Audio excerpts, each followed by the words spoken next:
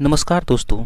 Jharkhand TGT की परीक्षा के इंग्लिश सिलेबस के अनुसार कई राइटर्स के बारे में हम लोगों को जानना विशेष जरूरी होता है ताकि इंग्लिश सब्जेक्ट का जो शेड्यूल है उसको आसानी हो सके। आज के सेशन में मैं आपको development of English writing, development of Indian writing के बारे में कुछ बातें करता हूं, जिसमें से कमला दास का कैरेक्टर एक बहुत मायने रखता है, जो कि एक कंट्रोवर्शियल फिगर भी बोल सकते हैं। इनकी योग्यता और इनकी कंट्रीब्यूशन हमारे इंडियन राइटिंग में, इंग्लिश में बहुत मायने रखता है। तो कमला दास के बारे में जितने भी महत्वपूर्ण तथ्य होंगे उसके बारे में विस्तृत जानकारी आप लोगों को देने की कोशिश करूंगा। मैं उम्मीद करता हूं कि इस वीडियो को पूरी तरह से देखेंगे ताकि मैं सारी वीडियो में कमला दास के संपूर्ण जीवन चरित्र और उनके राइटिंग को, उनके वर्क्स को कवर करने की कोशिश करूंगा। तो चलिए वीडियो को शुरू करते हैं। दोस्तों, कमला दास एक ऐसी कवित्री, राइटर, नॉवेलिस्ट रही हैं जो थोड़ी सी कंट्रोवर्शियल फिगर भी मानी गई है। Kamala Das popularly known by for one time name Madhavi Kutty and marriage name is Kamala Das. She was an Indian poet in English as well as an author in Malayalam from Kerala.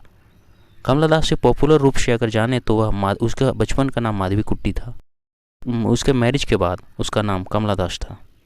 तो वह इंडियन एक पोएट और एक नॉवेलिस्ट भी मानी जाती है। इसके अलावा वह मलयालम में बहुत सारे शॉर्ट स्टोरी भी लिखी थी।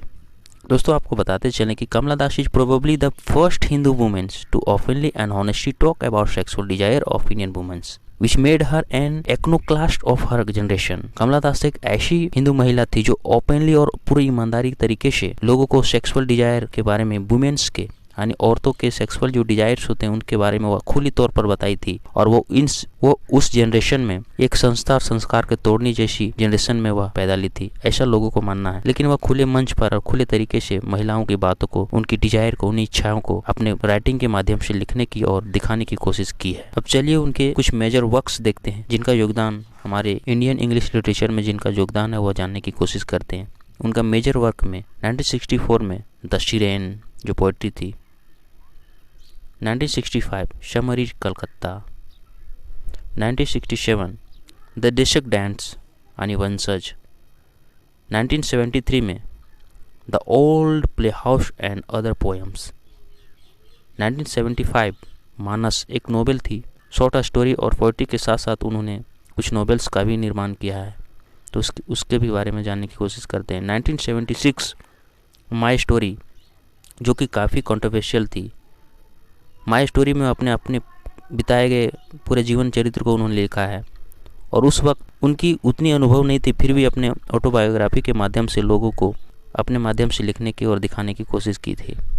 1977 में अल्फ़ाबेट ऑफ लस्ट, ये भी एक नोवेल थी जो उतनी पॉपुलर नहीं हुई लेकिन उनका एक मेजर वर्क के रूप में माना जाता है। 92 Padmavati the harlot and other stories, ये कलेक्शन ऑफ शॉर्ट स्टोरी थी। जितने भी शॉर्ट स्टोरियाँ थी उसमें यह विशेष रूप से इसका सारा कलेक्शन इसी में किया हुआ है और बहुत सारे शॉर्ट स्टोरी का यहाँ संग्रह इसी में मिलता है, Padmavati the harlot and other story.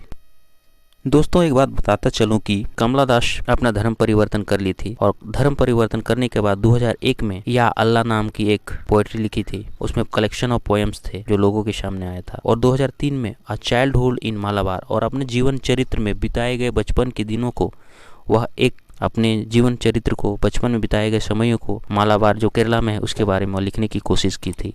तो ये मेजर वर्क्स थे जो आपको एग्जाम में पूछे जा सकते हैं। इसी के माध्यम से कुछ न कुछ कमला दास के बारे में जानकारी मिलेगी विशेष रूप से। मैं उम्मीद करूंगा कि वीडियो अच्छी लगे तो लाइक एंड शेयर जरूर कीजिएगा। धन्यवाद।